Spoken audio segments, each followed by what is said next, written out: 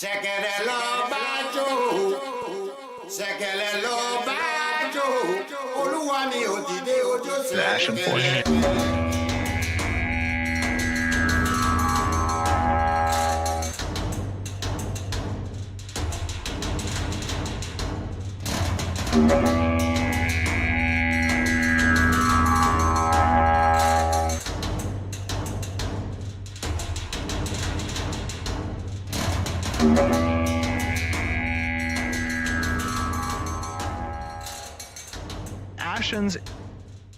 The Ashen Forge. Hello and welcome to the Ashen Forge. I'm Phantom X, joined as always by Diggs and the legendary Neurotoxin. How y'all doing? Doing all Great. right.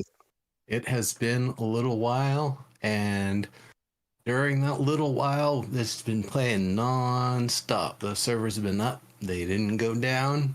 It's been quite a ride seeing what sustained gameplay looks like for this period of time.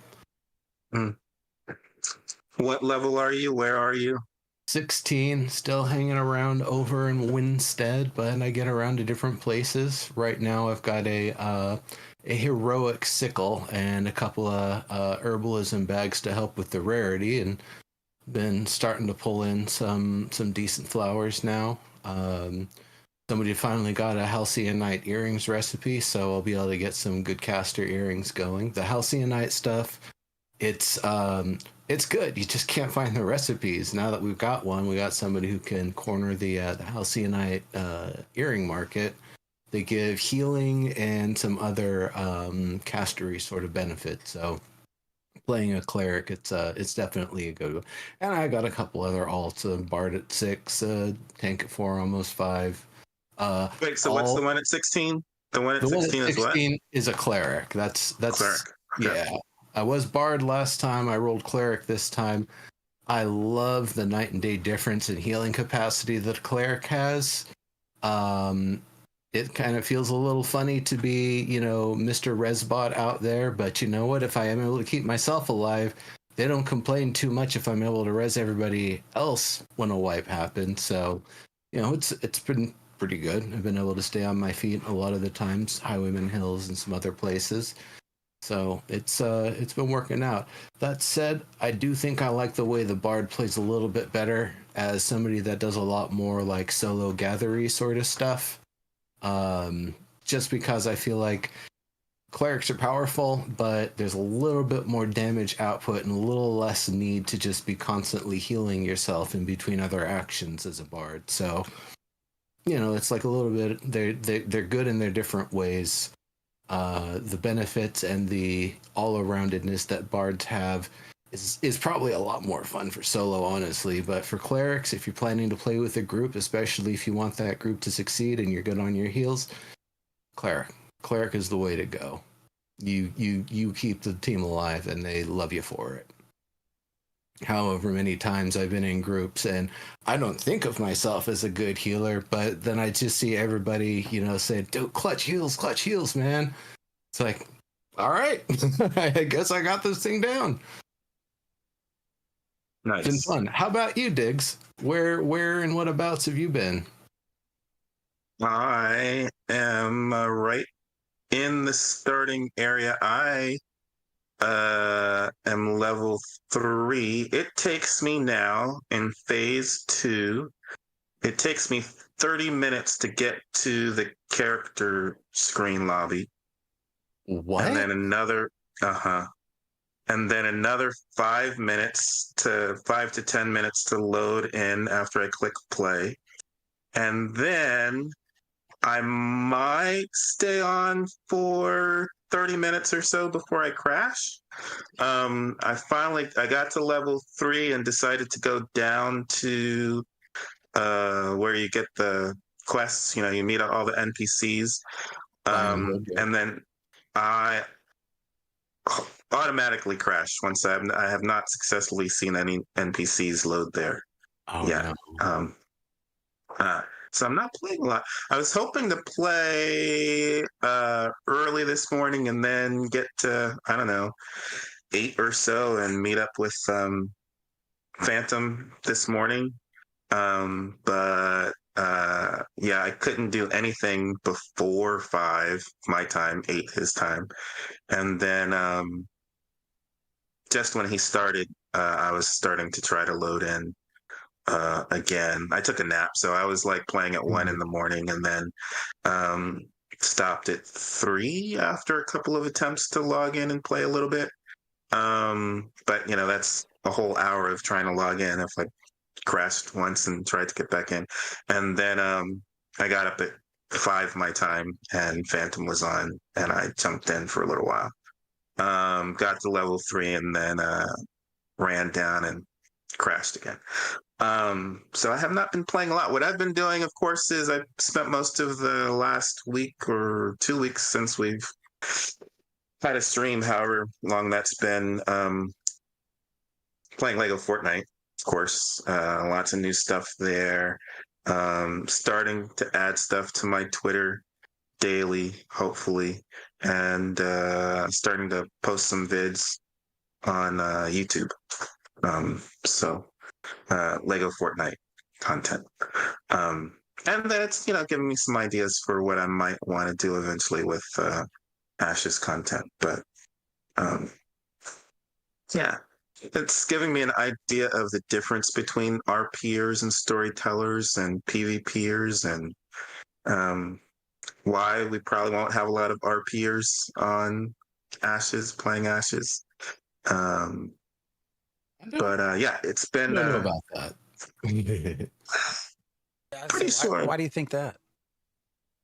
Well, one, the RP contingent has left, and because RPers are trying to tell stories, and PvPers are interrupting what it takes to get that done. PvP is actually fairly rare. That's not what I heard. I heard you say this morning that PvP is the best part of the game. No, I said the people who enjoy PvP have the most fun. Because it's because combat's the main thing. Your cam keeps going. You I don't know. It's like trying to pull you into the void or something. Something's going on. Yeah, I need to. No. So to the camera. No, it's been that way for a while. Corruption's been so overtuned that you actually the most popular way right now to try and take over a grind spot is to train mobs onto the people that are there. That's become the most popular way, is to just grab some like a pack of them and dump them on somebody so they die. And then you take over their spot. Because the PvP has become so difficult from a corruption standpoint. Like now you certainly do have Royer, for example, the Chaos Guild. But you're still PvPing, you're just not directly doing it, you're indirectly PvPing. It's still PvP. Yeah, except for you can run. I mean, kind of, but the PvP still occurs. They're still doing a lot of caravan PvP stuff like that. So, but I have yet to, as mentioned there in chat, PvP has been about less than 5%. I probably less than 1%. I've not been backed really by anyone. Now, I will say that is partially a bit of a factor that war declarations don't give rewards because they were being super abused, and they had to, as a quick bandage, stop giving rewards for war. So what kind of comes of that is, if you're in a guild, there's literally no benefit except you can have a war declared upon you, and then people can kill you in town, and I don't think they can take your stuff. Maybe they can. I mean, they can take stuff from your loot pile, but I don't know in that conflict setting whether the guards will attack you for it or not. But if you're not carrying anything and you just took out a major crafter that has piles of loot, and you see it on their ash pile, and you grab that and you're flagged, those guards will kill you. You're going to get a diminished reduction of what you just stole, and you get to keep it. And so when a guild war occurs, it is so beneficial to find the crafters in that guild and gank them openly in town, because the war system allows you to. That was even happening in phase 1. It's still an issue in phase 2 for where PvP is supposed to occur. It's wars, caravan attack and defense, the contested, the lawless zones, and if you and other players decide to flag up to battle each other for an area. Now that last one is rare because why are you and someone else going to start flagging up when it's better to try to have somebody accidentally get finished off, have one of their people go corrupt. Suddenly they go into panic mode. They have to kill their buddy that went corrupt and then grab the loot that he dropped off so you can hand it back to him because you drop gear when you're corrupt. There's a lot of it that's like still not done in a very satisfying way, and there's still a lot of issues. Apparently some level 3 who was running through the forge last night got half a group of people all flagged up because one of them was trying to like just incapacitate the dude so he would die to mobs, but unfortunately accidentally auto attacked because they're level 3 in a level 25 area, one shot him, so he went red. Now that dude came back immediately and was just lurking about in the terrain in places where it's hard to see them, hoping that one of the corrupted people would be killed in front of them and be close enough that they could run up and grab that level 20 gear that will then not be able to be taken off of them because it was stolen from a corrupt loot pile by a non-corrupt player. There's still a lot of issues with it. It still has a lot of problems. I would say it would be nicer, it would be more proper if when players got into conflict, they would flag up and fight over a spot instead of playing these corruption baiting games. But partially because this is a system that's still being tested, it's still in a fairly early state, still being worked on, and they've been on vacation for the past 2 weeks. It's not something that's going to be fixed overnight, and certainly is not going to be fixed in one pass. It's going to require a lot of discussion, a lot of testing, a lot of analyzing potential solutions and ways to adjust how the application of it goes and all the systems related to it. I will also say one other thing. They made it, and I think they might have pulled it back a little bit, but they made it initially in phase 2. When you crash, your character is still in game for a little while after you can get killed. And that was causing me a lot of problems because I still have a lot of crash issues. But I think they pulled the timer back on that to like maybe 1 minute or so. So if someone goes red and, they can be, I guess, protected or find a safe place to hide out and just Alt F4, they can potentially wait until their buddies are back to, log in and have them be killed by their buddies, drop their gear, get it back, get the corruption off. It's an interesting sort of thing. I would say if you try to run caravans, you're going to get PvP'd. Right now, there's no safe caravanning anymore. No, not at all. Yeah, but I didn't mean about what's happening currently in the game. I mean the concept of risk versus reward. Our peers are, have other stuff that they're trying to do storytelling wise, rather than wanting to have the risk of PvP there, right? They don't want to have the risk of PvP interrupting the storytelling that they're trying to do. Well, I don't think that when like Doonhold goes out, that they're not RPing as they play. One of them during the middle of combat even stopped and typed like, something about like, wench, bring me another drink or something. And like they play in character, and the stories they build, that's the emergent gameplay. As the things happen, as they play as a group, is part of the way the stories even occur. And how they kind of like, form and shape the narratives. It's not just we've come in with our whole story and our whole lore, and we expect everybody to conform to that so that we can tell our stories. It's we've got an idea for our story, for our lore, for our guild, and we intend to, play it that way and represent ourselves in that way. But I think it's still like the emergent gameplay side of things. The story you make is partially based on what's offered to you and what you can make of it, just like playing a tabletop game. Yeah, I don't think I said that PvPers don't RP. No, but you were saying that they're feeling limited from their ability to RP because PvP gets in the way, and I'm RPers. Yeah, that's why RPers, we don't have that contingent of RPers in the group because We don't- in our community anymore. That contingent of RPers, not PvPers, but RPers. We still have plenty of PvPers who RP in the community, but the RPers who would normally play on an RP server for EQ or WoW, we don't have them anymore because. Well, I'm going to ask you this then, Diggs. Do you feel like the sort of RPers you're talking about are more attuned to a cozy or cozy adjacent sort of setting?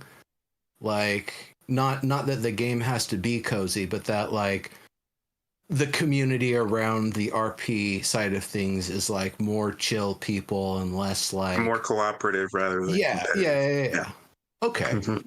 Yeah. So so I think that kind of helps in this little back and forth we're having for anybody that thinks I'm just arguing with Diggs about what's an RP or not. It's that we're trying to when he's saying RP in this context, it's you're talking about like RPers for a game that would have a PvE sort of server environment, or even if it doesn't necessarily have it's PvE, those people who would play on an RP. It's the people who would play on an RP server on WoW or EQ.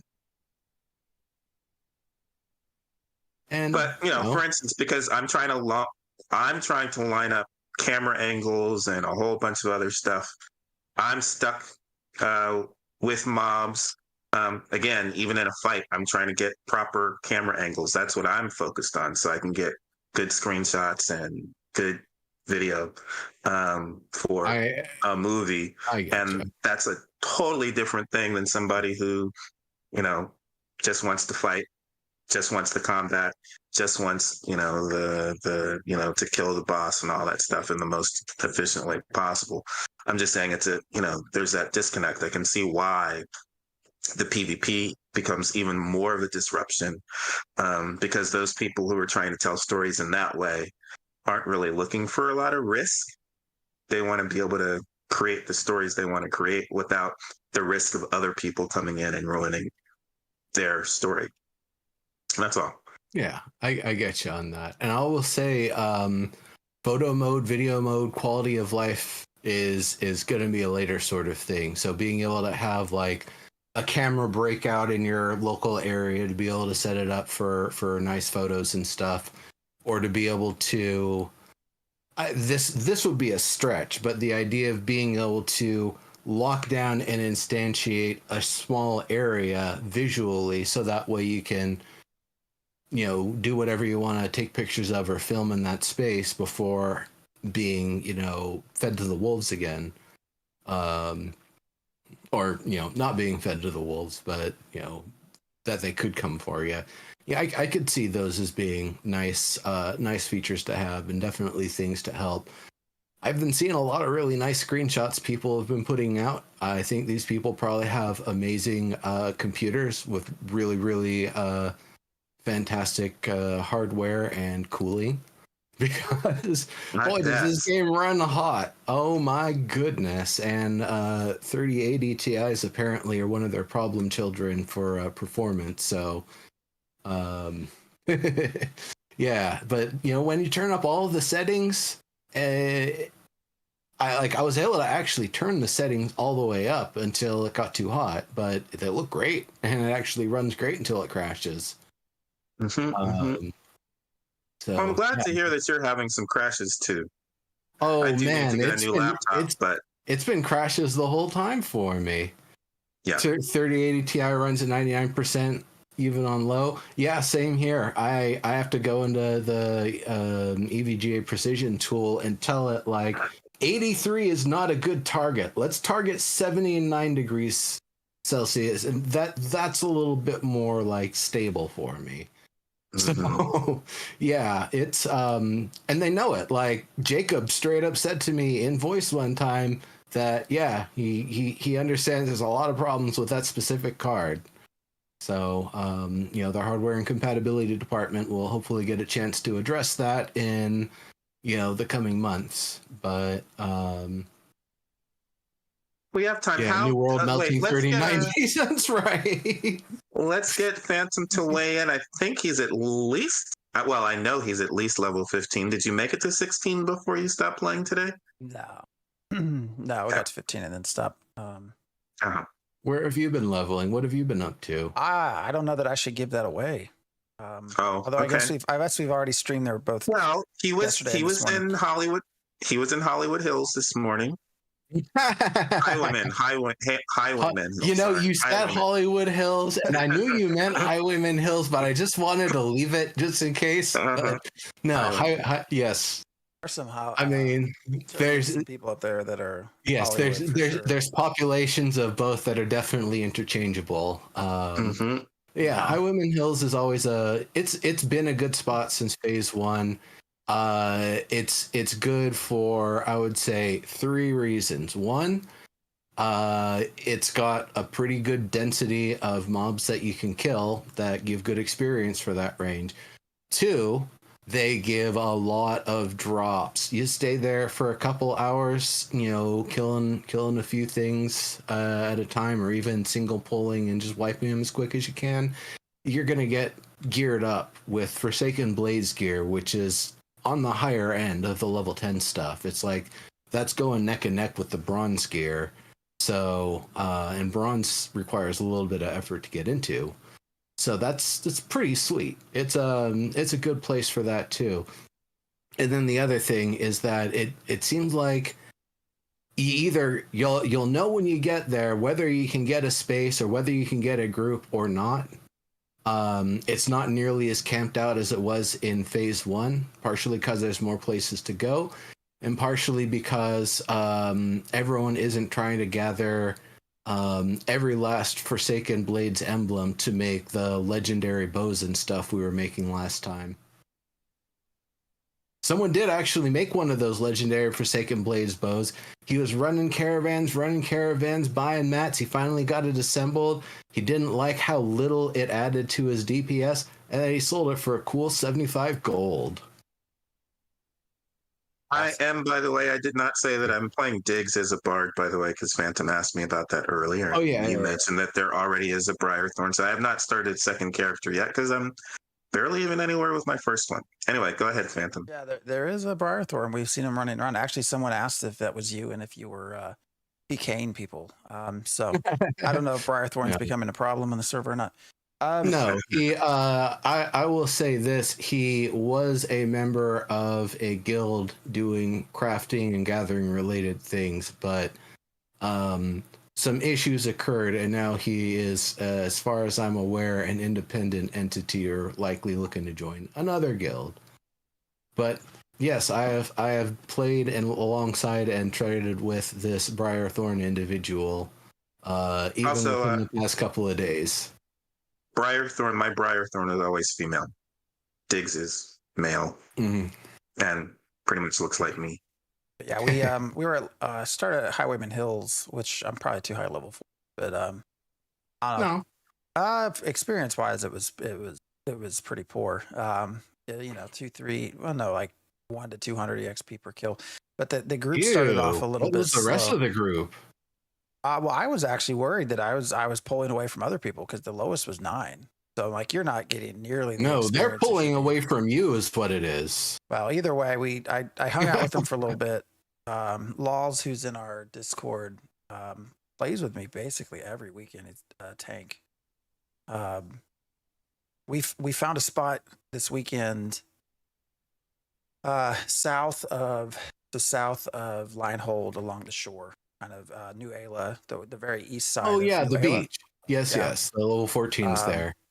That whole little spot, if you want to just grind out your mining, like full of basalt and granite, no copper shit to be found, but full of everything. Like you can fill your bags. But yeah, you get down to the southern end of that, and we were pulling 5, 6 packs of otters at a time, which we were 14, 15 yesterday, and they're 19, 20. No stars, and they were given. It was killer, like I don't know, 800 to 1,000 exp per kill, and you're killing 4 or 5 at a time. There's some balance issues there. Piles of poop. Oh man, all the shit those things drop is I left fantastic. yesterday with over 100 common, and then I had, I think, 4 or 6 legendaries. I mean, yeah, tons of fertilizer coming, tons of glint too. 4 hours of grinding there was easily 2 gold. In glint. So it was a good spot. The people were there today. We had to pull a little bit back and forth. Mostly single folks. It's a big spot for caravans. I don't know if people are super. I might be giving away secrets. I have no idea, but there's a gap in the mountains there that leads straight to Nuela. So you can actually probably start over in the desert, and just pop out into that Desert little. doesn't exist. It's just sand. Yeah, we'll get to that. Okay, sir, we'll get to that. I'm not going to be the one to give anything away. I will say there is a certain area by which you cannot cross unless you are on a raft. And it appears to be in a half implemented way. And so I would imagine that's going to be one of the fixes coming up, because it feels like it's intended to be used, but it also feels like it's not supposed to be so easy to evade players in that method. So I know it's gonna probably get some review at some point. Ultimately, when the bay opens up, that's going to be really neat. But I would imagine the bay is also connected to that like southern part of Lionhold and the Lionhold ruins that they haven't exposed to us yet, like the real Lionhold ruins, not old Keelhall down below Warhelm. But yeah, so that's an easy grind spot. Balance, I think, is an issue. When you have a tank and a cleric at level 15 that are taking 5 level 20s. No, that's actually fine. The thing is, the levels are a way to kind of give you a gauge of what level you're going to be relative to them for gaining experience and what sort of loot they can potentially drop. But by and large, players can usually punch 5 levels above wherever they're at with a decent set of gear.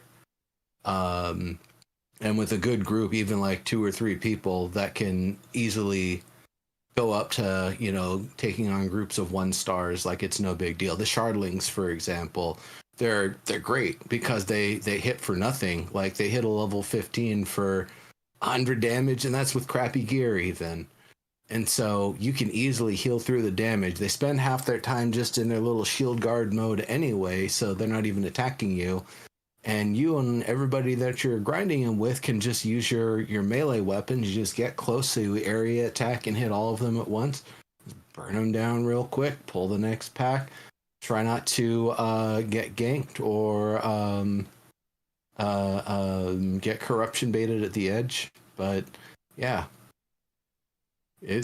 We cannot stress enough that this is still an alpha. Yes. And this part of the alpha that we're in is not focused on balance. So those levels might feel different and probably, hopefully, should feel different. But we're still pretty much focused on optimization at the moment, which is good because they need to rebalance that stuff. And I'm expecting trying to finesse the server meshing, whatever version they're doing of that, is going to mess with optimization. So I think that makes it more complicated than, normal. and why it's so taxing on our systems. And I have heard some other people say they had to buy new PCs to be able to play Ashes specifically. I feel like it actually it was running more smooth for me on the 2080 that I then passed over to my brother when I got this 3080, which was a hand-me-down. It had, suffered an overheat at some point. It mostly seems to be fine, and I open it up and slap some nice, like a mint green cooling thermal pads all over it to help out, even on the little back plate to act as an additional heat sink. And it helped, but it isn't enough to overcome the magnitude of what this game demands. Yeah. It's alpha. They're trying to do some new stuff. I think the focus is really on the large scale PvP battles, and that's gonna, cause your systems to work hard, your PCs to work hard. So I'm not surprised. Now you can run Nightingale pretty fine on that, can't you? Everything else, yeah. Everything else, just Ashes. Because Nightingale is like a good example of a game with the level of like artistic density and density of assets that you would expect, as well as being able to gather and interact with all the things that you kind of get from Ashes. But it is a complete and fairly optimized game. So, performance-wise, it's going to be night and day difference. But that's when things are optimized, I think a little bit closer to the sort of specs that people should be expecting to see. Well, also, you don't have, 250 players on the server and tons of NPCs and all kinds of stuff. No, I'm just saying, it's Nightingale is, a few like people. 4,200 a couple of days ago, if I remember correctly. Because Stephen kind of confirmed this. We were talking about this today. Something I'm trying to wrap my head around before we move on to anything Narc. Some head wrapping time, everybody. We have been told that each realm, they want 10K concurrent. Stephen mentioned today, talking to Asmon, he was asked, what's the most you've had? And they said, what, about roughly like 7,000. It was a little higher than that, but like 7,200 on I think he said the 20th. On one server. That's on one biome. That's just Riverlands. It's not even a complete biome. It is 1/18 of the whole biome presentation. That is what I'm trying to wrap my head around, is that right now things feel compressed, right? Certainly compared to phase one, we clearly have more people. And so things like copper, you can't find it. Clearly you're not doing your treasure maps, man. Got to do your treasure maps. My treasure maps have been bugged. I got my first one, tried it, and it's been bugged ever since. No. Okay. But anyways, before you move on to treasure maps, people to fix for that once you're done. But that's what I'm trying to wrap my head around. Is we've been playing with 7K people, and it does feel crowded. It doesn't feel painfully crowded, but it feels crowded. Now that's 1/18 of the world, and they're only going to add another 3,000 people to that. So that, to me, the world is going to feel incredibly barren. Like, you talk about almost, obviously this is an extreme example, but almost like No Man's Sky level of not seeing people, especially without fast travel. That's what I'm still trying to, and we were talking about this morning a lot. I don't know what your guys' thoughts on that, but that's like crazy to me. They have to go higher than 10K if they. I have to. The fact that the Aelin Riverlands can support over 5,000 people to the point where it doesn't feel like everything everywhere is being choked out by players, and without instancing on top of that, I think it's going to probably be a game that has a lot more players concurrent at a given time, and that maybe 10,000 is like a nice like baseline of any given day we can turn on the server, or we can look at the servers and see 10,000 people playing. But I would imagine with the sort of tech that they're getting cooking here and what we're seeing just in this small area, that the game is easily going to be able to support 100,000 plus per realm. and actually not be overly choked out and full up on people. Additionally, maybe you'll actually be able to do caravans again, because right now there is not enough space that you can launch a caravan without one of the many guilds in the area being able to respond to it. It doesn't matter if you've got the shortest track planned.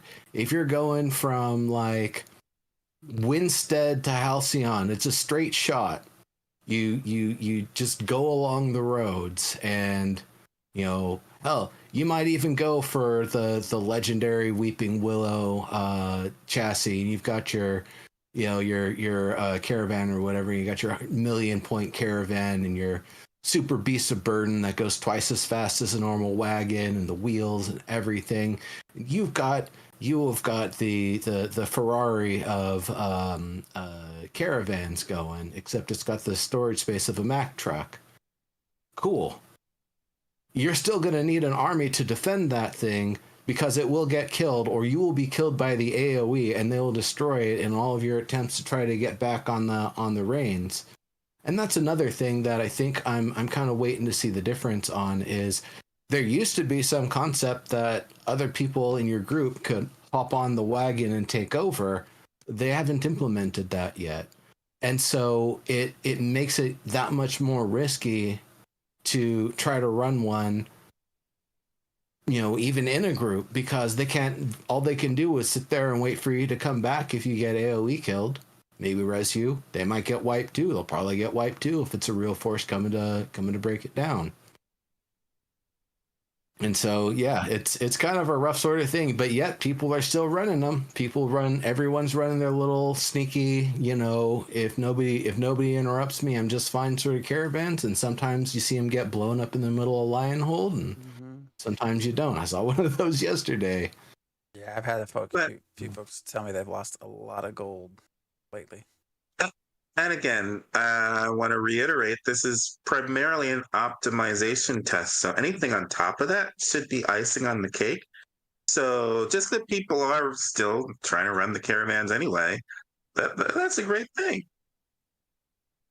Yeah. I mean, caravans are still being run. That's definitely happening. Go ahead.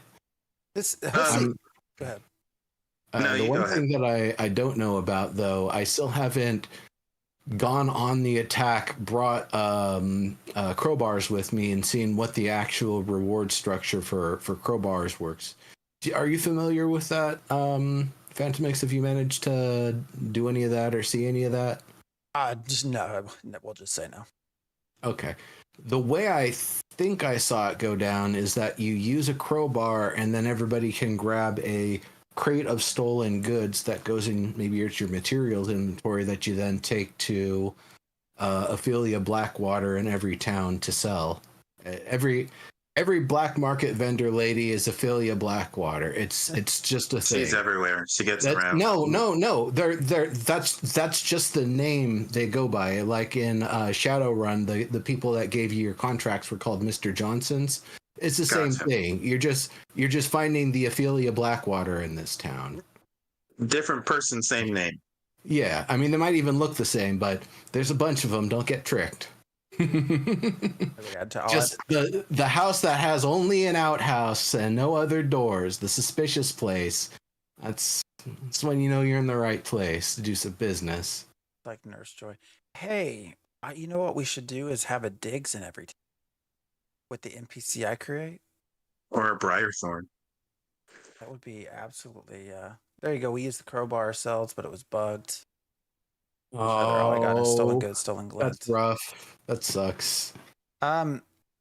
This brought up another interesting when we talk about the size of the map and stuff like that. For those of you who are unaware, I'm sure probably most of you are, Steven has started streaming.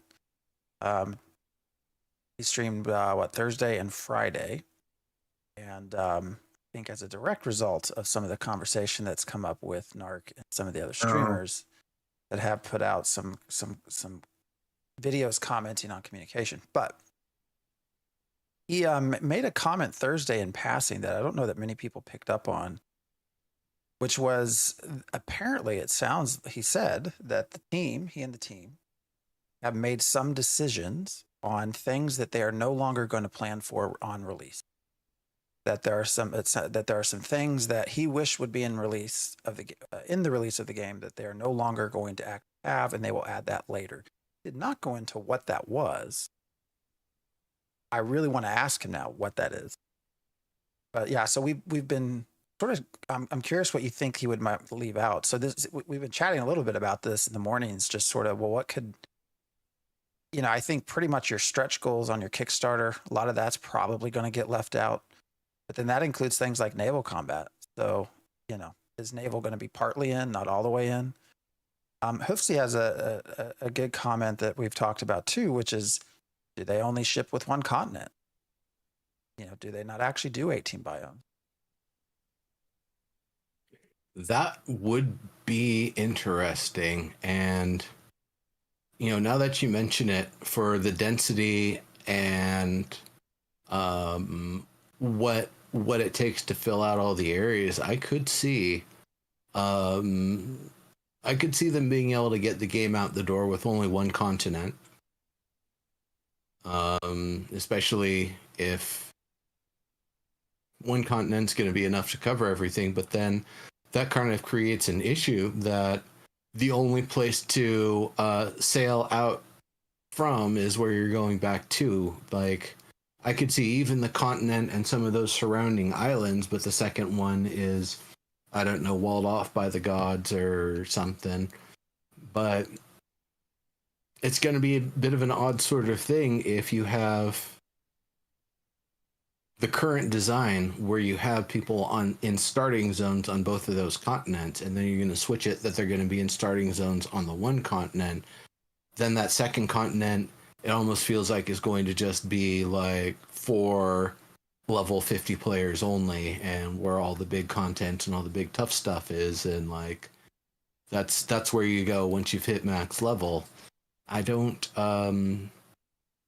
really don't know if that's the one that they're going to do. It's really hard to say what it is that they might skip. And it could be that one of the things that they're going to skip is something that they're going to find a way to like more enjoyably release as gameplay goes on, or as people like get up to the point where it becomes unlocked or something. But I don't know what it could be. There's so many things that it could potentially be. If for all we know, one of the things they might have wanted to have at release is to be able to have Intrepid.net ready to license out to other parties. And that's one of the things they're holding off on. Like, we really don't know. But yeah, that's he looked disappointed when he said it. Of course, today he's mentioned spending 55 million of his own money, at least having another 50. So I think let's get things moving and try to start making some sort of profit makes sense in the next couple of years. Definitely. But yeah. He threw that out there, and I don't think anybody really followed up questions with him. Like, because we asked him that when we last talked to him. That's right. Would you ever consider releasing the game with less content? And his answer was one of these sort of, it was a Steven answer, right? Like, well, you can never say never, but. Right. And he apparently said never, so. Yeah. Well, gosh, we are already, 40 minutes in? Is that right? Oh, we barely got started. So, treasure maps. I want to kind of bring up treasure maps again for a moment, because they're such an interesting and quirky sort of thing. They were brought online for Phase 2. It was initially a little nebulous. Sometimes people would find a restored map that they could just use. Sometimes people would find the faded maps that they bring to their scribe buddy to craft for them. And there's this kind of odd, like, two-part thing to it, where you've got the map and its quality, and you've got the excavation kit and its quality, but you can use any quality excavation kit to dig up any quality of map, And I don't know if what it is that it averages the quality of the two or what it is exactly. But there is something to it. I know an uncommon map with an uncommon tool gave me 80 basic tin ore and some other stuff.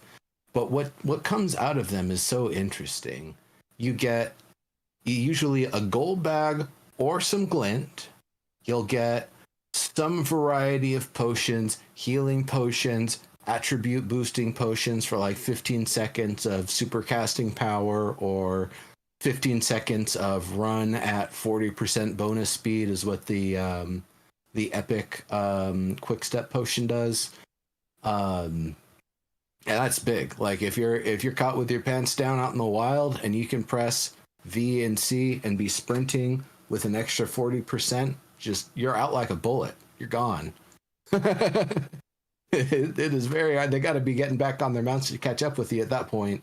And if you're near a border that you can get over, then yeah, pretty nice. Then the other thing that they give is the curio coins, and we don't know exactly about the curio coins. We haven't gotten a market to spend them on, but I believe that's related to the monster coin system. And then there's other treasure, like even before these treasure maps, the other treasure maps that were already in the game, you would find a skull and some glint for digging it up, get a little experience. I don't know what to do with those skulls either. Maybe I take them to the person that takes the curio coins. Maybe those old ones with the skulls are going to get pulled out of the game because that mechanic isn't the way they actually ended up implementing it. And then, of course, the other thing that every chest gives is a pile of materials.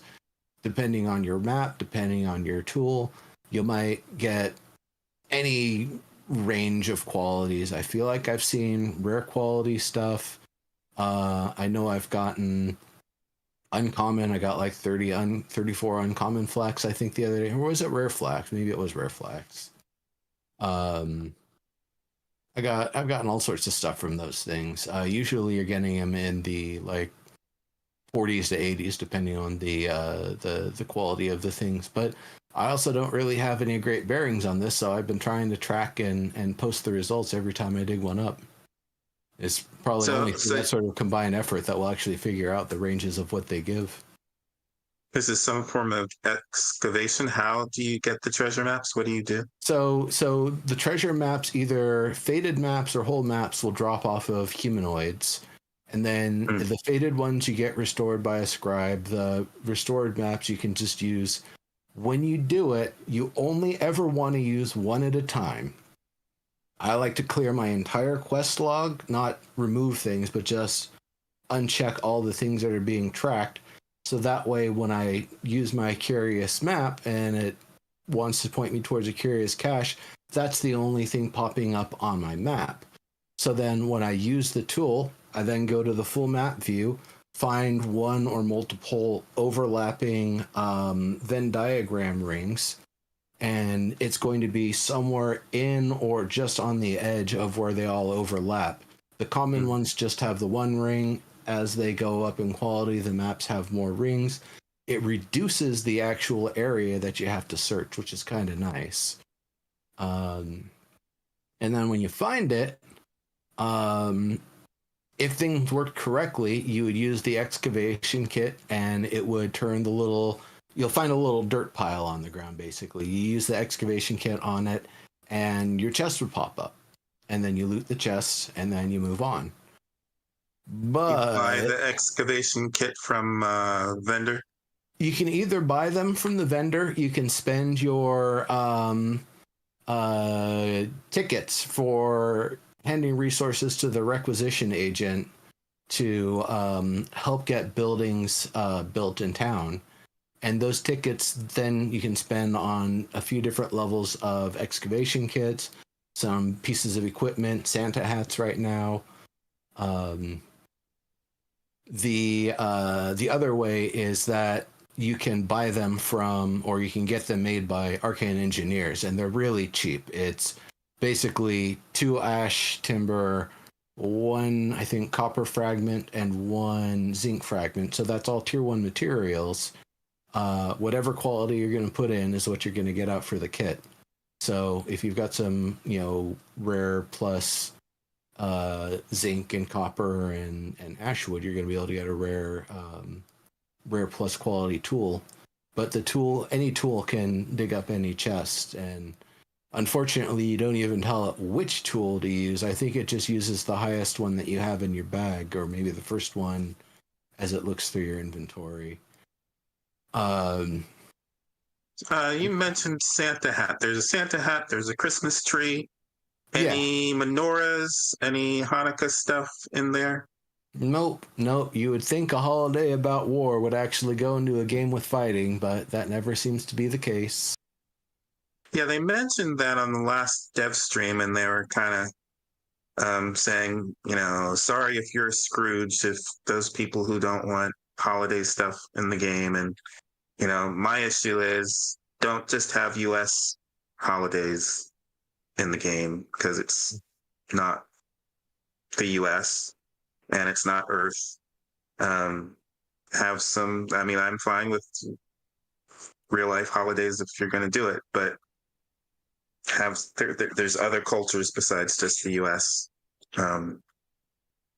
and people in the US. So spread that love around. But they did also say that eventually they're going to phase into more Vyran holidays. But that would make sense, because this game, as far as I'm aware, doesn't have that same sort of system that I believe Revival had, where there's a distance from the sun part. It was an ovoid instead of a circle, and so you would have your at the closest point would be correlative to like IRL summer, and then the furthest point would be correlative to IRL winter.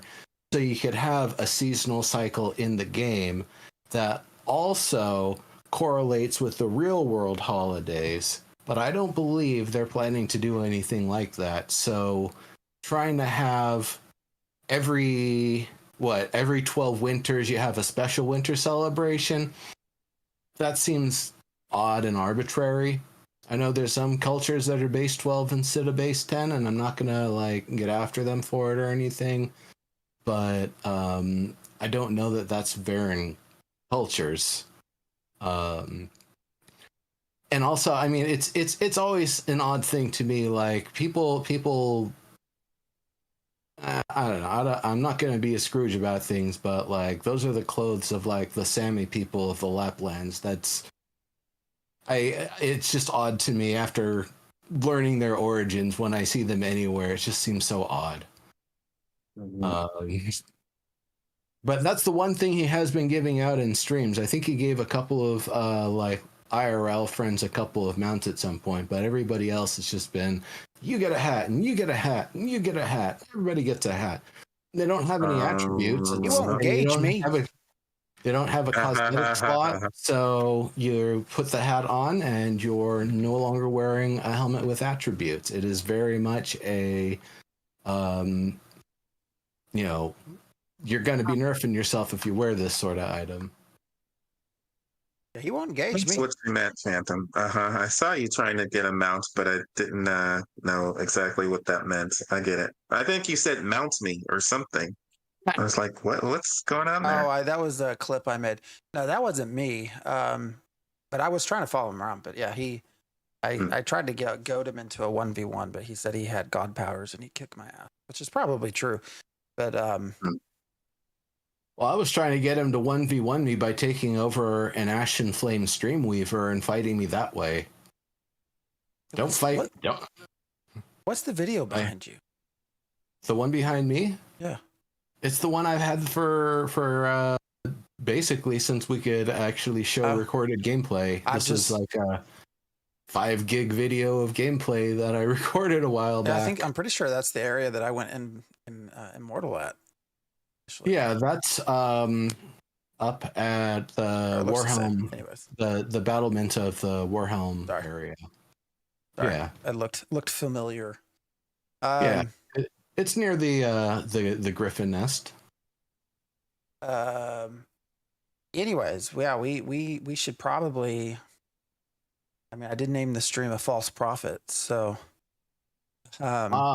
Yes, I suppose. Well, speaking of that, one thing I want to kind of segue through, since we mentioned revival, is one of the things that was mentioned by the false prophet was how Ash's development is similar to Chronicles of Illyria. And I'm like, you could not jump into Chronicles of Illyria. Yeah, you could not jump into Chronicles of Illyria and walk around. The great thing, whatever state Ashes is in, we've been able to jump in. I've been able to jump in almost from jump, literally. In 2017, I was able to get some gameplay. So completely unlike Chronicles of Illyria, I've been able to jump into the Vyra game world and do stuff. And maybe we can't do all the stuff that we hope to be able to do at this point, but you can pretty much jump in and move around and explore and do some stuff. And you could not do that with Chronicles of Illyria at all. So that motherfucker didn't back nor play that game. He watched some video, probably. What's the name of the person? Vyra TV. Yes, and I don't even know what the fucking comparison was supposed to be. Sorry, I'm gonna start using some. It's supposed to be that Chronicles of Illyria said they were making stuff and they weren't making stuff and just taking your money. And there's a whole bunch of stuff that we saw in previous dev stream showcases that are not in the game currently in Alpha 2 Phase 2. So everything Steven is saying is just a lie, just a scam to get money.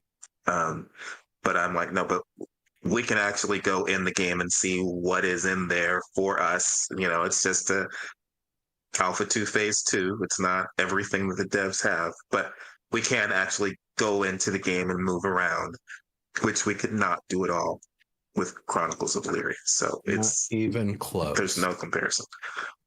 Well, it was funny because I got asked a question today, sort of, well, what was our comment on the drama? No, it was yesterday. I'm like, well, which drama, number one? Like you got Narc, you got you got Envious and everybody exploiting, you got there's like a lot of shit going on in Ashes of Creation right now. But especially with the devs being off for 2 weeks, that hasn't helped. But I mean, great for them to have the time off. That's fine. And let's not forget the Freeholds drama. I'm just going to give everybody a quick brief on that. If you are not familiar, the Freeholds were first stood up in this phase. Stood up, not fully implemented. Stood up. So they have the Freeholds placed. If you have 100 gold, you can run up to one. And if it hasn't been claimed yet, throw down your 100 gold and claim it. And since then, people have been able to do a little bit on it. I've seen some people plant some flax. I've seen people plant some trees. Turns out the thing that people most likely wanted to use it for, that is planting and harvesting weeping willow in giant volumes, is not working. You only get oak, unfortunately. And that's a bug. But I don't think it's just going to be, fixed independently in and of itself. I think they're going to wait until the rest of the system's ready to be put up and put in before we'll see the fix to that. And so he had also said they're talking about what they want to do with the freeholds right now, how they want to do it. And he said that there will be deeds provided or something provided to the people that currently have freeholds, so it'll be easier for them to get their freeholds again. But that doesn't mean that they're guaranteed to get their freeholds or get the same freeholds that they had gotten before. Now, 100 gold is no small amount. That's a lot of effort. And some guilds got 3, 4, 5. I think one individual has like 7 of them. Obviously, that person's not going to be able to claim all 7 unless the system has some extra hoops and bounds. Now, that's the other thing that I've been wondering about with this. is the whole system going to add extra hoops and bounds that you don't just run over with 100 gold and claim it, but you have to have a certain value of glint or number of tax receipts or the resource tickets or something that you spend in some combined quantity in order to actually purchase the deed to be able to get a freehold. And if that's going to be you also the have to be limit, level 50, right? right now, I believe it was 20 to be I able to do mean, the we don't have freehold. level 50. We don't have level 50. So right now, it's not going to be level 50. But that's one of the hoops that they said before is level 50. And I think it's going to take a while for people to hit that. It's going to be, I mean, there isn't a level 50. There's level 25, and that's it. that's my But point. yeah. But once we get there, much fewer people in the beginning at the same time or whatever. There'll be more freeholds and fewer people at level 50 once it comes online. But I'm just saying there's a little bit more hoops than what's there now, Yeah. for sure. So it'll be interesting to see how all that shakes out, what they end up deciding on for how they redistribute and compensate players for the effort they put in. While it was easy to put in the effort during the holidays, and to be able to get the money to be able to buy them, and I don't know if anybody's been able to get any benefits out of them, if anybody's been able to actually grow things of quality and harvest them at quality, or if it's just like you own it, you can kind of sort of do things with it, but not really, and it's just going to be like that for a little while. But they said that from the sound of it, they're not going to be taking away the freeholds and redistributing, doing all of that until they're ready to put that system in. So whatever they have now, I guess people can continue to play with while they've got it.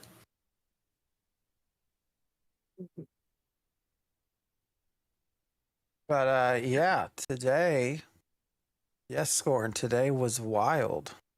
Yes. For those who have, I'm positive that most of you already know this, but Narc put out a video 4 days ago, I think, saying he was quitting. Well, I won't go line by line. Maybe I'll do that tomorrow if there's Tuesday. But anyways, quitting in a way that Stephen has referred to as defamatory multiple times, if anybody's wondering the magnitude. Yeah. that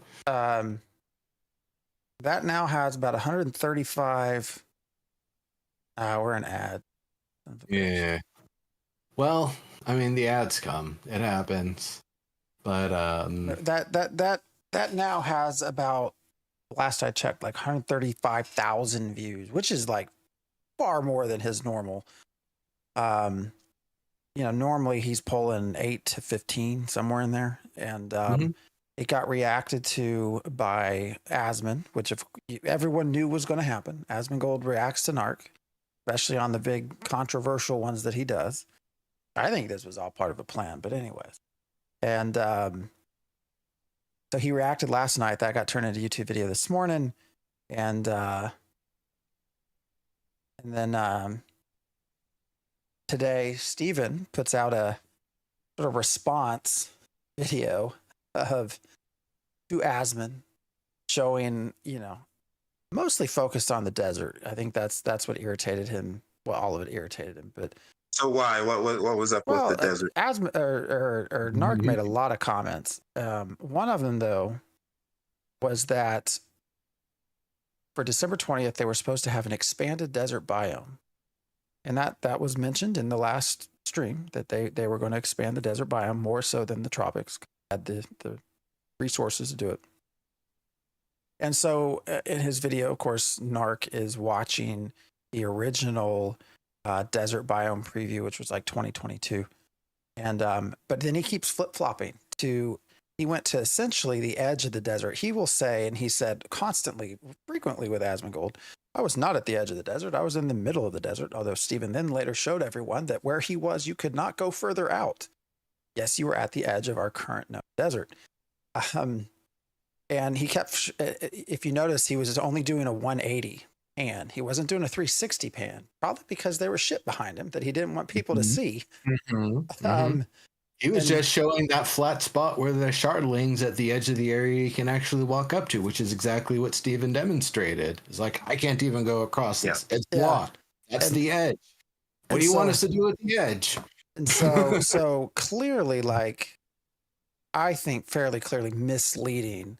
His response to Asmon was something along the line, well, I had already talked about this in a video prior to this, you know, we covered that in 2022, and I just assume everyone that watches me has watched all my videos. I only have 8 to 10 people that watch me. It's like, motherfucker, you got like 130,000 plus views on this video. Those people have not watched your video from. Like, you should probably do a little bit better job explaining. Although I think appears to have clearly been intentional. But this whole desert biome, but then he kept going on and on and on that. And Scorn is mentioning it in YouTube chat there. He kept talking about how they were supposed to expansion. It was supposed to be expanded upon, and it wasn't. It's not that, you know, and in Narc's little mind, for him, expansion is the size of the biome. That they didn't make the desert bigger in a sort of square kilometer way. However, but also it's just sand. It's just sand. All they did was press a button and cause sand to appear. It's just sand. However, they very clearly expanded upon the content, which is what he was fucking talking about. He wasn't talking about making the desert biome larger. They were talking expanding on what you have access to, and they added, of course, 3 nodes and some other shit. So that's just like one little vertical slice, we'll call it, since Asmon used that reference multiple times with Narc today about the vertical slice and tried to educate him on what a vertical slice is. Although I'm pretty sure Narc knows what a vertical slice is. I don't know. It's just been a crazy, crazy shit show. I'm sure everything will get sort of recapped, put into a YouTube video from Asmon, as it went Narc. And then after Narc, Steven called in. After Steven, Thor joined him. So it was just, and by the end of all this, as somebody said, Asmon had a renewed interest and vigor for Ashes of Creation, which was like the complete opposite of what Narc appears to have been wanting to do. Well, so one big thing, again, is Narc's complaint was that he spent money to play the alpha. And Asmon asked him 2 or 3 times, so if you hadn't spent money, would you be still having the same complaint? And he said, well, no, one, I didn't spend money because I got gifted a key, but I'm speaking for my community. And I am the point where people go to get information about Ashes. And I'm like, you're the point? You're the one point where everybody goes to ask for feedback on Ashes. I don't think that's quite the case. But even so, I mean, I don't think you're speaking for all the people who are still playing the game, like right now, today, testing the game. But you didn't test, I mean, you didn't pay to play and have fun. You paid to test. And there's stuff that there is stuff that you can test. I paid so that one, I could jump into the game early and see what's there and what's not there. I can do that. I can jump in. It might take me a while to load in, but I can jump in and do it. And I can look around and see what's there and what's not there. And then when I don't feel like playing, then I don't play or test. And I go do something else for a while. So, you know, just because it's there, it's nice that it's there and you can jump in and take a look around when you want to. And I'm mostly paid so that they could work on systems that I want to make it into the game. And especially now that we have some friends who are also working on the game, it's nice to have, you know, added some. Oh, come on. We already had friends working on the game. I mean, we didn't. Mags and Rye, you know. Well, even before, Mhm. but I paid the Kickstarter before Max was there. I'm just saying. That's true. So I paid because I want people working on these kinds of systems. And then, yes, it also gets me in to test those systems or whatever state of the game is in early. Um, I was not expecting the game right now to look exactly like the showcases that we've seen in the past, or that everything that they showed in the showcase would be in at the start of Alpha 2 Phase 2. I didn't have that expectation, but he seems to assume that anybody who paid money was expecting that if you saw it in the showcase, it's going to be in the game right now. That's an odd expectation to have because it's been said. Okay. I'm going to go back to one of those big talking points that they often say because it's been said over and over and over and over. This is not a port. This is a game in an alpha state of development. That means there is, your pre-production prototyping phase where it goes from like a concept of a plan to something that has a semblance of something that somebody could play in and do things with. And then from that pre-production, that early pre-production up through alpha, this is the time when we get all of the features in and working to some extent. Content for them? Well, we don't need to worry about that as much. We just have to make sure the systems work first so we can assess them and try them and see how they go. And then to be able to move forward from there, that this is not a feature complete state. This is not a content complete state. This is still closer to stability testing with the ability for players to play test and give feedback on the current features and the current state of the game. And likewise to indirectly give plenty of other data that they're able to look at through the logs and through the records and everything to be able to figure out other things about metrics they want to know about so they can continue making it better. And Stephen has said, even as early as within the past 24 hours, that this is the sort of thing that it's going to be a work in progress for a while. It's going to take a lot of effort. If you compare it to, as he was saying, a studio that takes $300 million to make a game, and then when the game comes out, they find it's not quite right and people don't like it, and it costs them another $150 million to fix it. I think he was talking about New World. I'm not exactly sure which one he was naming there, but yeah, I get that idea that he's putting across of trying to get the feedback early and often, so that way they don't get into this like developer echo chamber where they think everything's right and good and it's scoring high numbers with the focus groups. But then when it gets in the hands of the players, everybody thinks it's, just hot shit, and it's not actually able to be done, and or not able to be played in a way that's fun and enjoyable. So if people play it right now and they're not enjoying it, that's fine. There's a lot more that still needs to go in. Also, the game's not for everyone. They've been saying that too. He reminded people of that again. So, Asmon was reminding Narc that just because we don't have access to something in the Alpha 2 Phase 2 playable version, that doesn't mean that the devs don't have access in a different version of the game. And Narc said, I don't believe that. I don't believe that there's different versions of the game. I'm like, but the PTR version is not exactly the same. We have stuff in PTR that's not in the accessible version, right? There's definitely at least 2 different versions of the game. And then you can imagine that the devs probably have another one that doesn't have everything that's in the PTR. So I don't know why he would not believe that there's different versions of the game.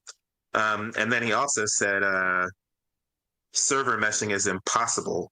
So that can't really be a thing, no matter what Steven says. Server meshing, it's not even possible. He has never seen anything like that. So Is he a server network engineer?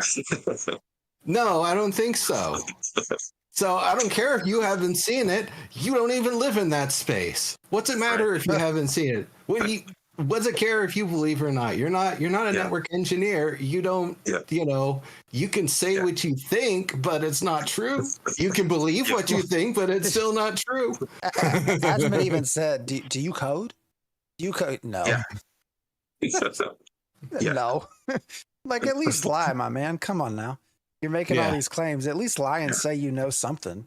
Like, I know HTML. I don't know. I mean, don't just say no. I think he was stunned. He kept saying me and us and we and the community, and it's like, you don't speak for everyone in this community. I don't know. As has been put out in the chat, mentioned in the chat, was this idea of being a martyr is what he's trying to be, and I have no godly idea as to why he thinks he's a martyr. I think there were at least 3 times where Narc asked him a question and Asmon said, okay, do you really want to hear my answer? No. And Narc was like, yeah. And Asmon say, well, I think it's different. I think it's like this. And Narc would go, how can you believe that? How can you say that? And said, well, you asked me what I thought, and I'm telling you, I don't think you understand what's happening. You know, who knows why he does what he does. I got to know him a little bit. I was in his Discord for a while. I was in his guild for a while. I left all that back in, I don't know, August, September. Yeah. But so I've gotten to know him a little bit. He has a plan for everything. Like this, there's a rationale. Only he knows it. There's a reason. Only he knows it. Doubt it's for any of the things he said. When I look at all this, you can look at some public stuff. Prior to the start of Alpha Phase 1, he's had 300 to 400 viewers consistently on Twitch. Alpha Phase 1 gets here, he peaks at like 1,500, 2,000, doing very well.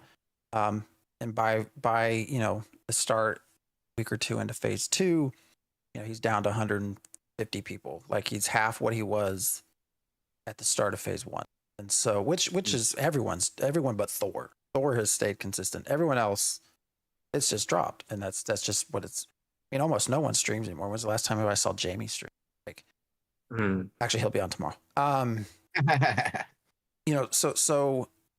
So I just wonder what plan is in here, and if you look, like Asmon's going to react. You just know they are, and you look at his channel today. The fucker's still going. Like, he never goes this long. But he was up around 600, 700. He's at just under 400 right now. So his viewers have gone up. And one wonders if that was the plan all along. I don't know. So what irritated me... I usually think of Narc doing whatever he does so he can get views. It's a view thing. He has no problem being controversial and saying controversial stuff. To cause some drama and get some views, I mean, it's what irritated me the most is there's a spot in that video where he's like, I'm the most, what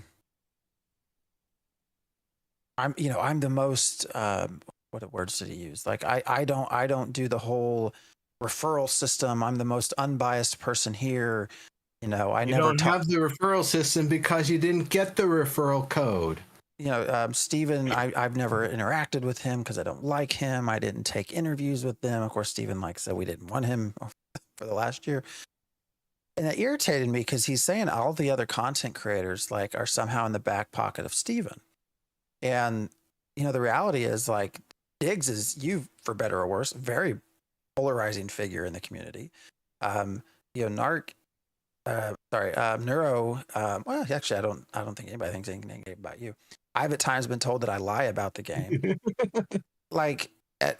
have plenty of things to beef at me over. We're not in anybody's pocket. Like we're very direct about what we talk about, and that irritated me more than anything because he knows it's not true. Like, I could pull you up my referrals. Yeah, I do have a referral code. It's like 10 people. There's some that have, Hey, tens of thousands. then Like, more I'm than not me. doing this for a referral. Like, we've turned everything in. Any money we've made from doing this has been given away in keys.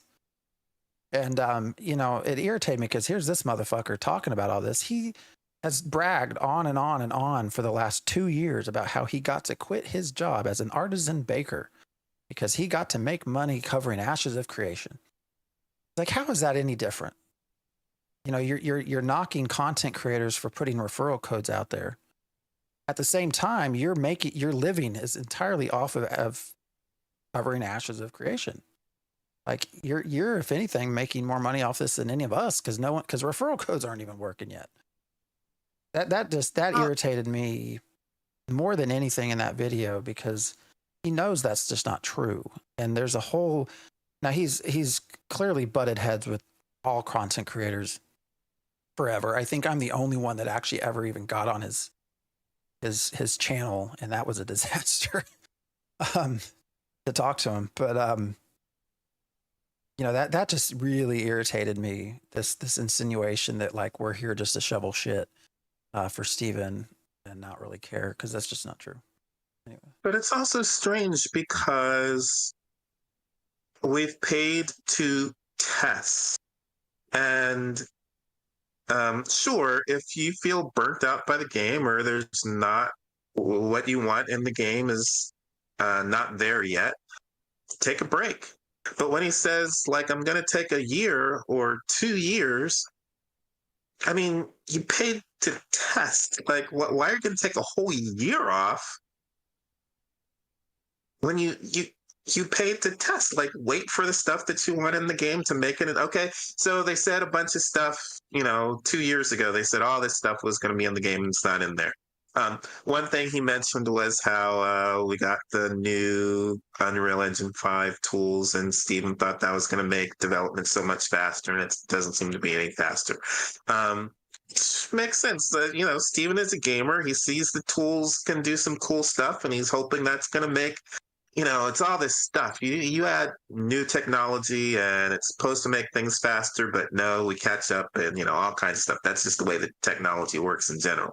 I don't even think that was a Steven decision. I think that was probably his art lead saying, hey, Steven, Unreal 5 has this ability for us to be able to not have the whole section of the game checked out so only one person can work on it at a time. It's like, glorious. Let's get that. Well, and you should. I'm just saying, but, as a gamer, he doesn't really know how all of that is going to affect and whether or not that's really going to make things so much faster. He's hoping that, and, things can change and it doesn't do it as quickly as you think, or, humans are humans. And, one of the things I used to say is just sending mail. It used to be that it would take days and weeks to send mail across the country. And now we have email and people are still like, hey, why is that taking so long? So we just adjust to all that stuff in any case. If you don't have everything in the game that you want in the game at this state, then wait for it to come into the game. I don't think it's going to take a year or two for everything to make it in. But yeah, take a break if you want to take a break. And then when the stuff is in that you want to test, come in and test it. And if it's not there, take a break and do something else, play something else. That seems fine. But So I was typing it in chat, but I'm just going to say it. Like, we all kind of know how this story comes around. Maybe it's Rogue, maybe it's Summoner, maybe it's the full Freehold system, the next territory expansion, Node Wars, vassals, and housing coming in. Any one of those is a perfect time for somebody who's burnt all of their bridges to come flying back on riding a catapult rocket. Go, yay, look, we're back, everybody's back, the game's on, it's great, woo! And then, after some amount of time, things start diminishing. It's like, oh no, my viewers. Oh, I'm also getting kind of bored of this again. Oh, this sucks so much, and I have these choice words that I'll say about Steven while I'm eating my Happy Meal or whatever it was. and you know, and then we've seen this cycle with plenty of people that they do this like depression, like boom and bust sort of thing. It's like when things get bad, it's like, oh, I'm gonna make a big explosive exit, and then it's gonna be news when I make my big explosive return, and to just continue writing on that. And honestly, I kind of hope we remember this and deny that second part, that when Narc comes screaming back in, that we all just kind of shrug and go, so? Yeah. Who? I don't even like the name Narc. I think about narcotics officers. That's not something I want to think about when I'm trying to enjoy a game. Fuck that shit. Yeah, That's probably one of the reasons why I never even I didn't even know what he looked like for like the first basically until maybe about 3 months ago. Like I never turned into his streams. You're not in a better spot knowing what he looks like now. I can tell you that. I think it was something about, didn't he have the stupid ugly shorts or whatever? He had Did he underwear shave with his Steven's beard? face on it. Yeah, it was probably one of those two things. It's like, all right, well, that's Yeah, and he doesn't like the guy. yeah, exactly. And so there's just so much, like, you know, people only get attention if we give them attention, if we choose to give them attention. You know, the upcoming, not to get too political, but I don't think the upcoming president would have even been in this spot if we just didn't talk about him to begin with, you know, 8+ years ago, and he was just a non-issue. It was just super amusing. Along the same lines, if we just, you know, if we take this as like, all right, see you later, no need to mention your name anymore, and when he comes back, we just maintain that policy, you know. I just thought it was amusing for when I would see him ask Asmon, you know, you really believe that? And Asmon would say, well, from what I understand about game development, yeah, that's the way things work. This is my expectation because I followed a lot of games. I actually wanted to kind of circle back to one of the technical things that was mentioned earlier. So every team on a project will have different layers of repositories and workspaces relative to their work and their department and their isolated workspaces. And not every time do you merge everything from every department up, partially because you'll have a lot of broken shit, partially because things might work between two different departments, but there's still going to be some tech needed to mesh all of their tech together and make it work without breaking everything. And so for somebody to say we're not seeing everything that the devs have, fucking A, you're not getting to see everything that devs have.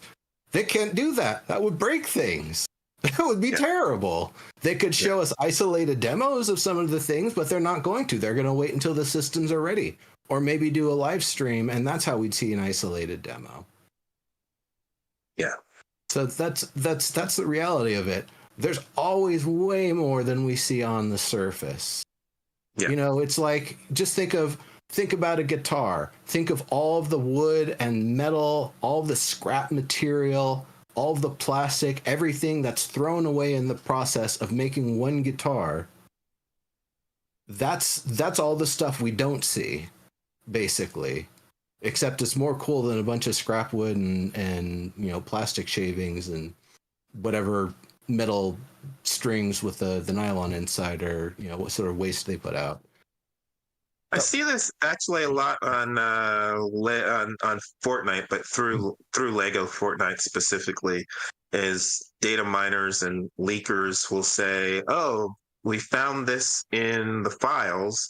Like, we got an update, and these are in the files, so we can expect these to be coming soon." Data miners. Maybe in the next update, maybe in the next update, maybe in the next update. And it can take, 6 months for that stuff to show up actually in the game. Just because they've added files in doesn't mean that it's showing up immediately. The same kind of thing, the devs can have created stuff that isn't going to be implemented for months from now. So they already have ruined the rogue. You can go see what their skills are. Yeah, you can see rogue skills. Yeah. The data mines are in. The data mine is great because you see recipes for things that you can't even access, which is kind of nice to be able to like be all right. I can speculatively start collecting materials for this like piece of equipment that isn't available to be made yet. But it also will leave you sitting there on a pile of halcyon being like, damn, I want to get that jewelry, but it ain't coming in. Nobody can make it. Yep. It's not hard. Everybody thinks data mining's hard. So I don't know what I don't know why they're doing this, but they have not encrypted any of their pack files. So like there's nothing to that. Like there's freely available programs to just go rip into a pack file that's unencrypted. It gets much more challenging when they're encrypted. It's still possible. I've done it. It takes reverse engineering and understanding assembly code, but it's doable. But anyways, yeah, I think he knew. I think this, it would appear as though potentially this was a plan, knowing that Asmon would react, and he has said many times that he's been offered times to come talk to Asmon on Asmon's stream. He's been invited to join him, and he's always said no because he didn't need that and he didn't want to be on that, and like right away, Asmon says, I'll talk to him. And he's like, all right, I'm ready to attack. So I think there was an assumption, a plan that, hey, more than likely this is going to get reacted to. I don't think he expected, I think generally, Asmon has largely always kind of agreed with a lot of his videos. So I don't think he had this expectation of, well, do you want my real opinion on this result? You could kind of hear that in his voice. He was kind of caught back a little bit. And then Steven came in here, and I put this in Royer's chat just after it ended. I said, if I wasn't married, if I didn't have a wife, and Steven wasn't married, I would be figuring out how to get to California right now, because he was like, just like blew that fucking shit up. Like, just was, I've not heard him that way before. I've always assumed he's got a mouth on him, but because he drops shit. He says, I think his favorite word shit, but like he was just on top. At the start of that, when you watch the chat scrolling through, everybody's sort of starting out with well, he's, stuff like don't trust him, he's lying, blah, blah, blah. By the end of that, everybody's like on Steven's side. Like, oh, this was great. He's based. Like, this was just awesome. Yeah. Like the chat was like in no way in favor of Narc and in any sort of way. And this was a version of Steven I have not seen before, with how clearly pissed off he is. Going and talking about even, his employees. It was kind of wild to hear Narc say it's just sand, and then Steven jump into the game and go to one of the nodes, and then he's typing to one of the players, and Asmon is like, that's a player? Like, you're there right now? He's like, yeah, I'm here at the node at the village or whatever, and I'm talking to yeah. And here's Thor right there. Yep. So it's not just plain sand. Like, there's stuff happening. You can come in and talk to people. People are actually here playing. So well, I don't think he will do this, but he used, well, in his response video, he used the word defamatory and defame, which is a legal term. And he did comment on that a little bit about the idea of libel, and in the US that's incredibly hard to prove. So I don't know that he'll actually. Well, he said to Asmongold that he would be well within his rights to pursue legal action. However, he's not going to, for the various obvious reason, the perception of it. And so I think it's right for Steven to come out here, and it's good that he's been coming out and doing some damage control. And I'm not gonna say thank you for creating a catastrophe that we have to clean up. But I will say, I'm glad that Steven maybe got a little bit of form of encouragement that has now brought him front and center and to be putting himself out to the community. He didn't even check in with Mags on that first stream. He said I got this all set up by myself. I didn't even get Margaret to help me. And it's like, you know, first time he streamed in like 5 years. So it wasn't even on Steven Sharif. It was like DS Viceroy is his YouTube channel, which I was like, where the hell is this guy? And then I finally saw the link somewhere. Yeah, like this is him coming in as a CEO, wanting to protect the brand and set the record straight and not let this, you know, linger in an environment where he has no control over, because he does have control over it. And I think between the interviews that he did with Thor Pirate Software and the one he did with Asmongold, it's very clear how he feels about what's going on.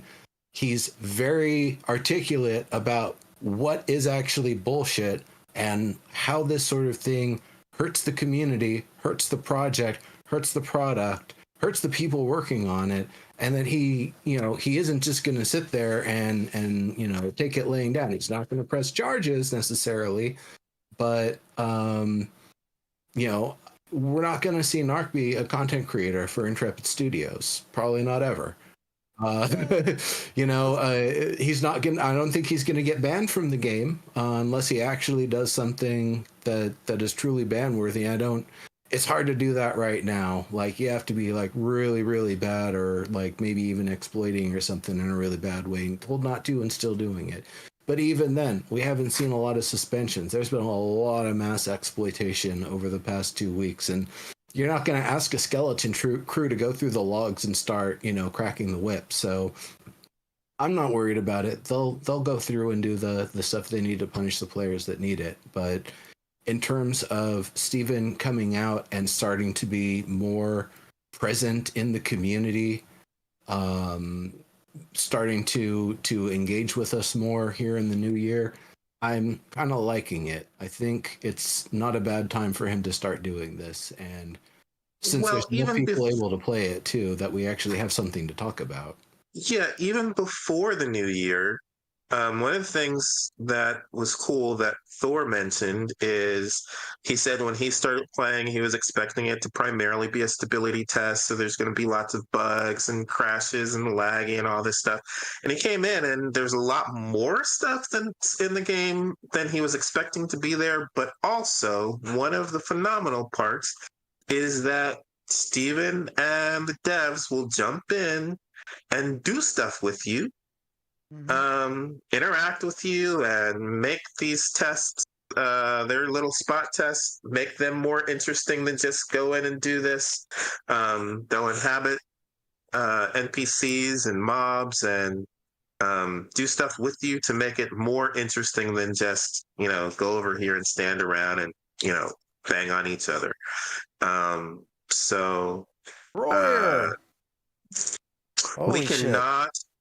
Devs cannot be as transparent as they would like to be, but it's nice to have some interaction. You know, communication is going on. It's not like it's radio silence completely. So, you know, you can only do so much, and it's not really good for them to do a lot, which is what you find out when you join the dev team. You can't do all this stuff for fans that you want to do as the gamer that you are at heart.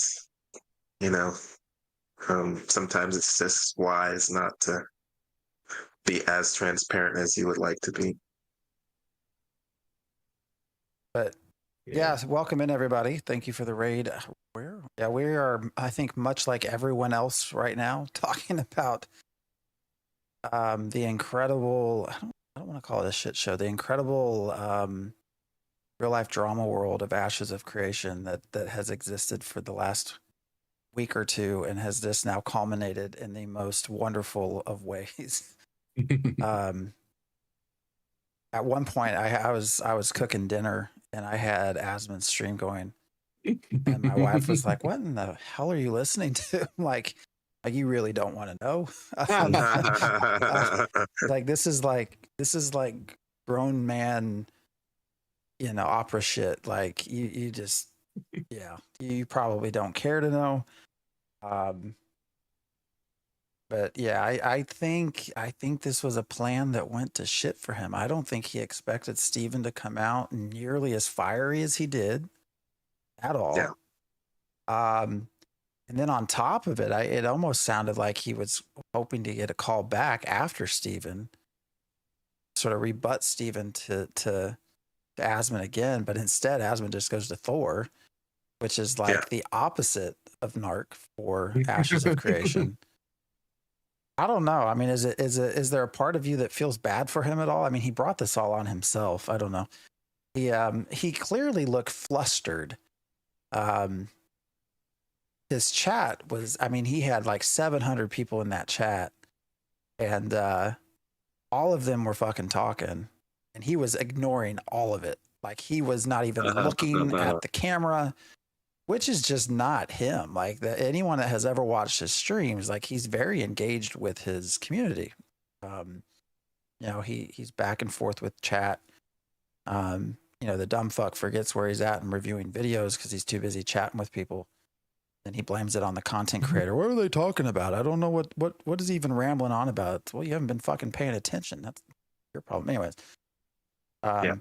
Clearly was ignoring everyone because everyone that was in there was just like trolling the shit out of him. He's still going. Yeah. He's still going over there, rambling on about the fucking desert. Dude, we went to the desert. We showed it. You can fight things there. Go ahead. Hop down the hill to Sunhaven. Go ahead. See what you do. Let's see you go through all of those level 25 1 to 3 star cows and shardlings and everything else waiting to eat you out there. Have a blast. Film it. I'd love to see how sparse the run from Sunhaven to Asmon is. That is not something that you can just run through and say, "Oh, there ain't nothing here." You can't collect the trees. You can't collect the trees. You couldn't collect the bushes. You can't collect the bushes in other places because they're not gatherable. You can't collect the cactus yet. There's minerals. Just over north of there, I got some legendary weeping willow not too long ago. The mama scorpion, exactly, and the scorpions out there, the big shards and the shardlings out there. There's a lot to do in the desert other than run your level 10 alts out there and grab a mayor vote because Steven went through and boosted all of the nodes to 3 because nobody's able to level them up. Nobody was really doing much to level them up because if you're in the Shardling farm area, you're barely in Asmon, and so people there aren't dungeons, there aren't farm spots over by these desert nodes, so they were fairly sparse for a while. And then at some point, I remember seeing Steven kind of come through and pop. Now they're all level 3. Everything's tier 3 on the server. Vote came through. People now, have some mayorship. I think it was Yokai, who's another content creator, who got the mayor there. And, there's things to do. There's even more things to do in the desert now. There's actually cities you can build up if you want to. There's crafting stations that we don't have in all of the other cities already yet. There's things to do. There's things to do in the desert. There's things to play for in the desert. It is not empty. It is not just sand. The only place that's just sand is the edge of the map. And the only reason why he could fly over and show that 180 view panning like you had said and have it not be communicated to people that that's the edge of the map is because there isn't a red curtain there. If the red curtain was there, people would be able to call bullshit even faster. So I don't know. Is the sum of the whole story put red curtains in all the places that people can't cross? Is that the cautionary tale we've just learned here today? Because Wow. that would have helped. You certainly wouldn't have been able to say, "Oh, it's just sand," if the one place you try to do that is just the edge of the game, the playable game world. And you know, I even asked myself, like when I first went over there earlier in like PTR before it even came up, it's like, okay, so this is the edge of the desert. You know, maybe they could do some other wall treatment here to let people know that this is the edge, but it's clear to me this is a game that's in development. They've been very clear about what's actually in and what's available. This was even before all three cities had their node places in, that I went down to the desert and was like, yep, I see they've expanded it, but there's still a lot of stuff to do and for them to get in. And there's not by any stretch going to be the entire desert biome right now. Just the 3 nodes that they said they're giving us. So, you know, there's still another 2/3 of the desert that hasn't even been presented. And then there's that naughty spot where there's Miraleth here, and then there's Asmon here, and there's the little kind of section that is for a different biome but doesn't even have anything stood up yet. So it's just a lawless zone right now. He knows how all of this works. You know, if he's calling himself the figurehead of the community or whatever, he better fucking know. He talks about having autism. If you watch some of his streams, the man knows so much shit about this game. That's just like somebody would mention some past stream and he'd be like, no, it was this way. Let me go look. And he would like be able to go back to the stream from 2 years ago and know exactly what was done and said. And like, he's an intelligent person. But why not use those powers for good instead of evil? He knows how to, like, he's a really good raid leader. I've raided with him. Like, he knows his shit. So he knows these things. So that's all I think people need to know is that there was, you know, there has to be a reason.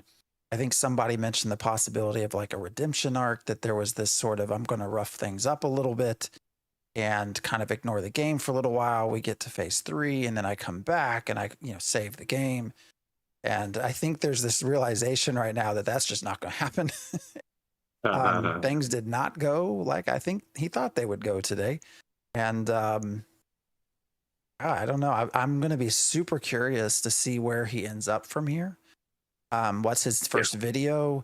What's his, like, does he actually just now continue talking about Ashes because of the entire, like, the shit show that's been created? So I don't know. It's been an interesting day. You know, what about the freeholds? That was another thing he kept talking about. We were shown these freeholds and yeah, they stood up freeholds and then everybody went on vacation. Yeah. The extent to which freeholds are in is the extent to which they've stood them up so far. They were able to get data on how quickly players would be able to get all of the freeholds and how they'd be distributed. That's great data, even if we can't play on them, even if we can't use them for anything. I mean, he's not unintelligent. I know people don't like him, but he's a smart guy. Like I guarantee you, there's been a plan here. Something that has been in his mind, a way to reach some goal that just completely backfired on him today. So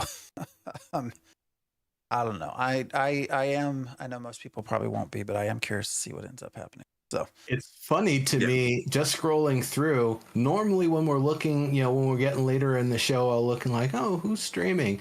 And now there's just everybody coming out of the woodwork in all different languages. You got people grinding, you got people, I don't know, because I can't translate that.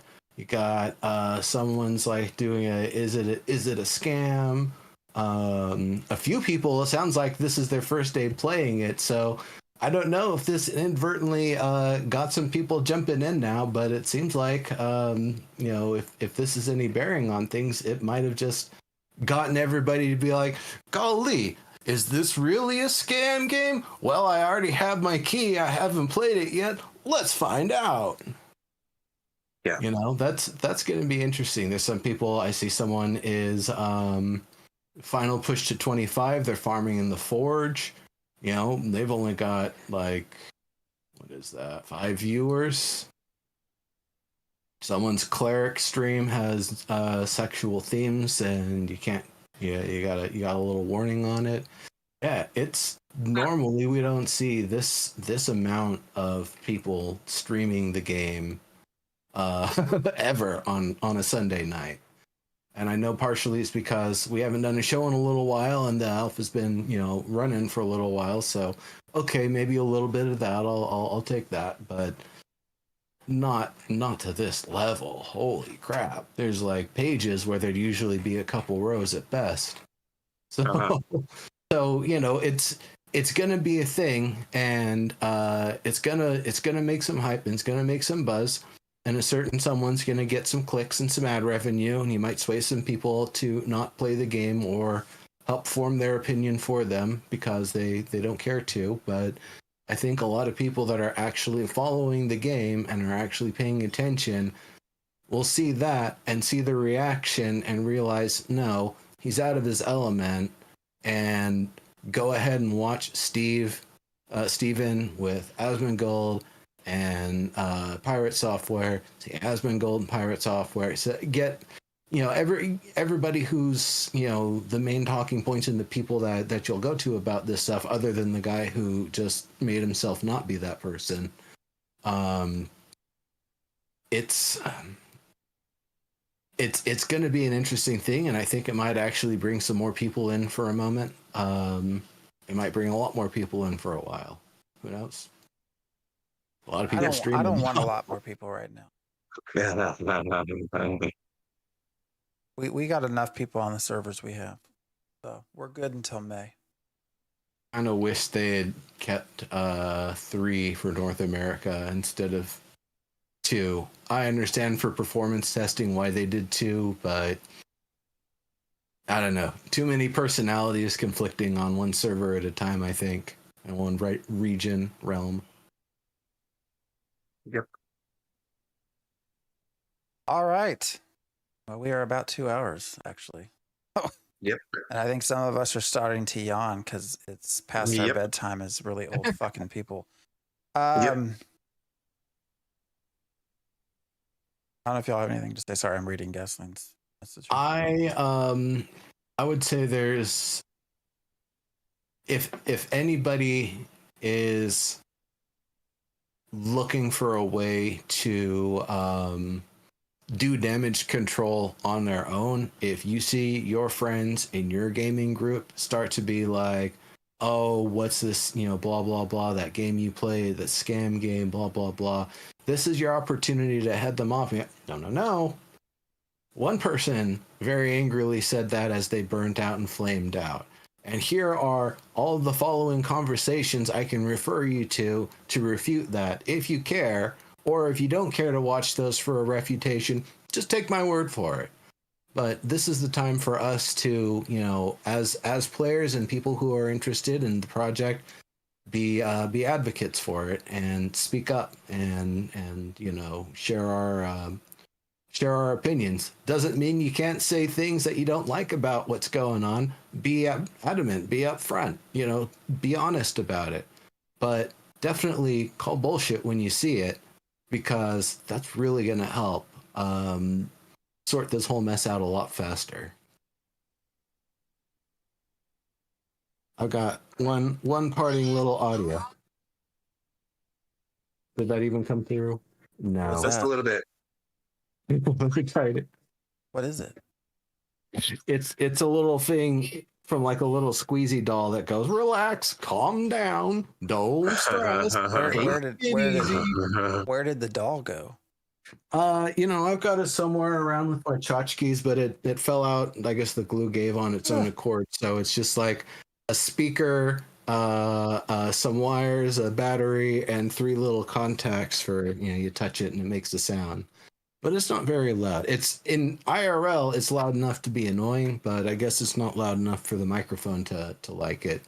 Very Mhm. gritty sounding too, so it's probably just like, ew, noise, no. I'll see if I can get a better audio recording of it to use for something somewhere. But There you actually, go. yeah, it might be copyrighted, so maybe not. I don't know what toy manufacturers copyright for their audio stuff. But yeah, if anybody is trying to find us in game, Phantom X is Phantom X. I play as Neurotoxin because there ain't room for legendary Neurotoxin. Mhm. And You Diggs might, is playing his Diggs. yep, you might find Diggs as Diggs, and we're all on Vyra server. And I Yeah. take my sweet ass time. I'm slow. I don't push the levels. I'm only 15. I tend to just talk when I stream. So, and I don't really play much outside of streaming. I guess I've been chopping a lot of wood. That's about it. All right. Oh, wait, what time does servers go down? Shit, I don't know. It's sometime tomorrow at 6, maybe? AM or PM? I don't know. I was thinking PM, Fuck, but I I'm don't not know. sure. Yeah, Okay. it'll be soon. Let's see. On the official news, they said There you go. 10 o'clock. 2 a.m. for North. Oh no, that's the restarts. Yeah, 10 a.m. It'll be January 6th, 10 a.m. They're gonna come in. They're gonna eat their morning. I don't know, morning Donuts. goodies, donuts. I don't know. Y'all have a cereal bar or something? I know. Both Disney and Nickelodeon had cereal bars for their animators. Yeah, you're gonna come in, you're gonna, get your stuff going, you're gonna have somebody walk over and go, servers down. And then I would imagine you're gonna spend the next 2 weeks doing milestone planning. Because I think that's about the time for what's going on, unless you did your milestone planning before you went on vacation. Yeah, they get their full-time staff back tomorrow, and then it's 2 days, and we should be on 5-day a week uptime, Yep. which is nice. Yeah. I am going to be very curious. We'll see. We've been doing every other week, so I don't know if we'll be here next Sunday or not. I guess we'll kind of see what comes about. I am very curious now, having full-time staff back, what they do about all things Narc aside, what they do about the exploiting, whether anything's done or not done. I hope that fire that we saw in Steven continues. So I think we're going to raid no one. So is there no one else? Yeah. We actually don't ever really get a chance to raid no one. So we will pass this raid train along just like Roar did. So just bought it ready to play, enjoying the experience. Yeah. Now we'll be right there with you. So I play at weird times just before we run out. I play Saturday, Sundays at like 6 a.m. Central Time, so I am on early. Most of the people that I know and play with are all European, so I'm with the EU folks most of the time. So you're up early Saturday, Sunday. Come join me. All right, everyone. It's been a good evening, good night. I hope you have a good week, and yeah, go if you haven't had a chance, go check out the videos from Asmon. Sounds like the Steven interview is actually already up. Surprisingly, very fast. So. If you listen to one thing, listen to him, because this is the most fucking crazy I've ever heard Steven. Oh, it's a glorious listen. Heated. The most heated I've heard him. Well, I Yeah. guess I should be careful using the word crazy, given what I do. Yes, heated is a much better. I mean, I'm not saying he's crazy. He's very like on point with the things he's saying. He's not being like zany or anything. 8 seconds, it's gonna automatically rate. All right, guys, we're gonna head out. So we will see y'all later. Have a good one. Take care.